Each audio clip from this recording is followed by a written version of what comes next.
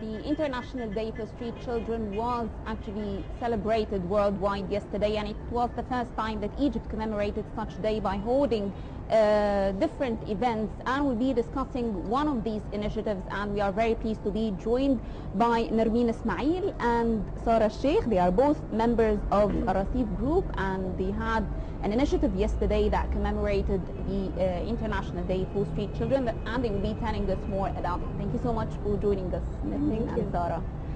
So yesterday was a special day for you. It was a day of raising awareness on the problem of street children here in Egypt, and you had an initiative. You gathered at 3 gathering points or meeting points to raise awareness on the issue. So tell us more about yesterday.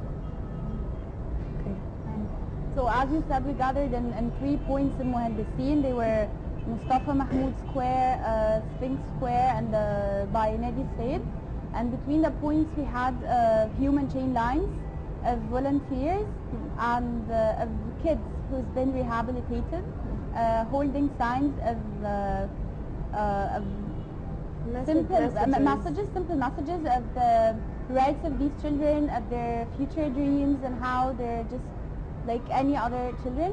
That was basically the event. It was meant to be in the street, to talk to people, to raise awareness, to receive volunteers and passerbys and everyone. So passerbys actually joined and asked you, what are you guys doing? And you told them about your cause? Yes, but it was funny because they thought we were campaigning for the presidential elections.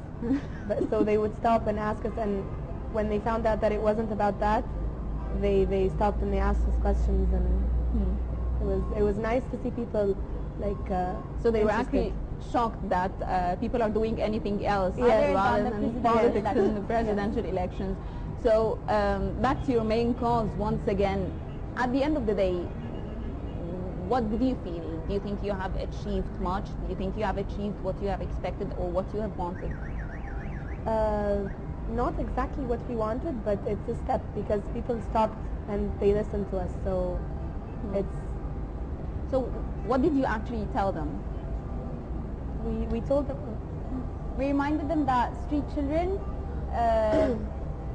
they exist, and by just walking away, you're not. By ignoring them, you're not actually solving the problem. It's a problem that you need to face, and every member of the society has to contribute to solving this problem. If not because you sympathize with this child, then well, at least you have to contribute because this child has nothing to lose. So you need to do something about this problem, and because you need to avoid that this child might be hurting you sometime. But as an Egyptian citizen, what do you expect me to do for street children? The simplest thing you can do is not ignore them. If you just stop and talk to them and not regard them as a source of danger or something. They're not second-class citizens. And they're not criminals. Like most people, they're scared of them. They lock up their doors of the cars and stuff. That's the simplest thing you can do. Well, let's say that they're not criminals unless you ignore them. You ignore them for too long, and then they become criminals. But who ignored them? Is it the people or the government? The government, everyone. The society, the government. Initially, their homes, like most of the street kids, they run away from their homes because there's abuse and other stuff. So. And this is the thing, once again, people would think, what is a street child? Who are street children? Are they children who actually live on the streets, or they are simply beggars, child beggars? Who are street children? It's a bunch of everything. There's no one definition, because some kids are kids who came from rural areas to start like a life here. They sell tissues in the traffics and stuff. Sometimes they run away from home. Sometimes they live in a home, but they work to support their family. So there's no one thing that unifies why these kids are on the streets. And you've been dealing with all of them, not just those who live on the streets. Yes. And let me tell you something about yesterday, something that was very significant for me at least. We had kids who's been rehabilitated, yes, but we also had some of the kids who are still actually on the streets. And when they knew that we're doing something for them, they came and they asked us to hold signs, and they were standing with us all the time. And they started to actually go tell people about the event, walk away for a little, and then get people to see the videos and to participate in the cause. They were very interested. But it's a bit strange because even the district or the area that you have chosen, it's El-Mohandesin, and it's not quite a poor district here in Egypt, so it wouldn't be the place where you think you would find street children. A lot of kids. Well, street kids A are, lot of are kids live everywhere. there.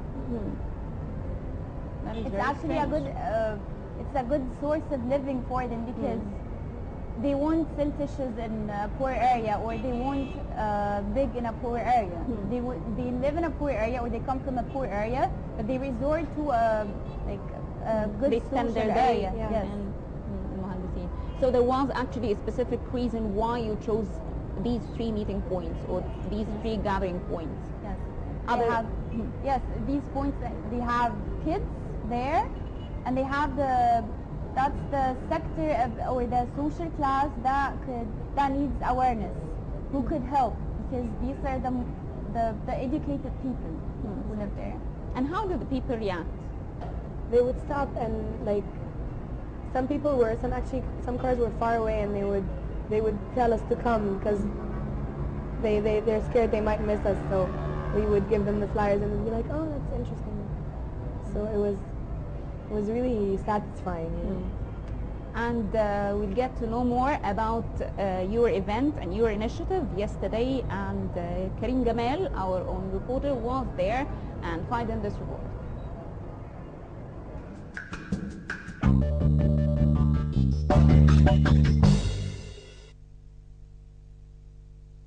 As part of the International Day for Street Children, the American University in Cairo launched a charity program to mark this day and to reiterate on the necessity of paying attention to these children. Our message today is to tell the society that those children, they are our responsibility. We are the one who made them in this position. The global issue of street children is at last receiving greater international recognition, and therefore the students in Egypt are calling for raising public awareness about the street children in the country. The community is the first part of this problem, and if anyone tried to help them, they will be better, and they will feel the community and feel that they are beloved, and no one hates them, and they matter to the community, and they are too important to them. Okay, this is the first part, and we have another part like charity and charity organizations have got to accept the street kid and just accept him and try to help him, because they're just trying to help a certain part of the community, but they are just ignoring the street kid. And another part that the government should make some place that can collect all of them, and they could find the ability to be accepted in the community. رسالتنا النهارده ان احنا في الوقت اللي انت بتشوف فيه طفل الشوارع.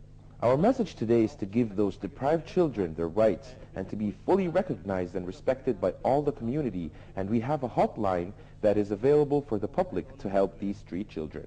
Human rights experts say that being a street child is not a crime, and today the people must stand up for the rights of street children all over the world. Karim Gamal, Nile Cruise.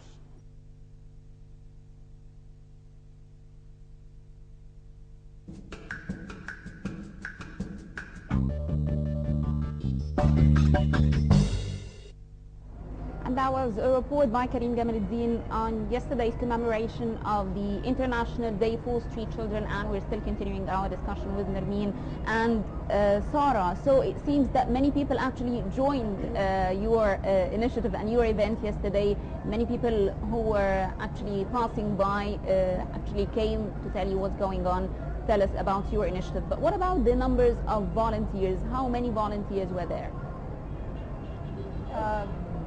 For us, we're from 2 different organizations. Arasif, where Nermeen comes from, and I'm from جمعية أطفال قد الحياة NGO. So we have different numbers of volunteers. For us, let me tell you about أطفال قد الحياة. We're mainly Risala volunteers who's been working with the street children for several years, and then until we realized that it's not enough to be one activity among 12 or 15 other activities that the NGO conducts. So we realized it needs a separate entity. There has to be something separate that's working on the solution of the problem from different approaches. So for us, we're just starting, and the founders were about 20 to 25 or so, just the founders, the founding members. But it's a very good initiative that you actually thought that you should collaborate. Exactly. Not just have your own initiative or have your own event, but I think it was 4 organizations, Save the Children and Arasif and the different organizations that actually joined forces yesterday for this cause. Yes. So how did you work on that? About merging the... Yes.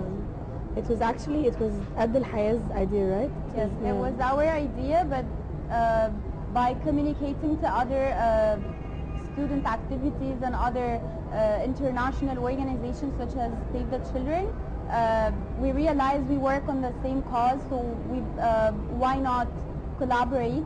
It was actually it was for the better of the event, and we got to know each other, and we have a lot of experiences. It was like a pooling of resources. Yes, and we get to see some of your other initiatives, Arasif's initiatives, right? Yeah, actually, our first event was yesterday. We're just So a young what is club. that? I can't say. That is This a is, photo. Okay. Yeah. The first event that we did was yesterday, because we just started, so we haven't done much, but our plan is to work on the laws regarding these children. We actually started certain drafts to amend laws in the Constitution regarding these children. You are working on that? Yeah, we have a lawyer with us, and hopefully we hope to present this draft to the parliament. We hope to as well. So what is this draft? It's regarding the way they're treated, like, because in the Constitution they're defined as children who are vulnerable to delinquency. So sometimes the government uses this as a pretext for mass arrests, and they arrest them for no reason, and they're beaten, and so we hope to amend certain laws.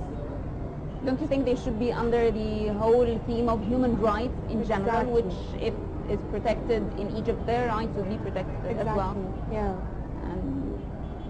And especially it is a time where we're all focusing on the new constitution and the first constitution after the January 25th revolution. This is the first thing we plan to do. And then we're not an organization, we don't stand by ourselves. We work with existing organizations to help them achieve what their needs. We also have a committee that hopefully will be talking to the street children on the street, because we want to establish a name among these street children so that they know us, and they can resort to us if they need any help or if they're any trouble. So we want them to trust us. Yes, definitely. And we wish you all the best, and we wish you the best of luck. El-Sheikh, member of أطفال قد الحياة organization, and Nermeen Ismail, member of Arasif group. We thank you so much for joining us. And right now, up next is the sports segment of this edition of Nile Cruise. And right now, we'll be watching a report about a championship that took place in Sharm el-Sheikh. That is the Junior Taekwondo Championship that took place from April the 8th till 4th, rather, till April the 8th. We'll be watching this report, and we'll be back.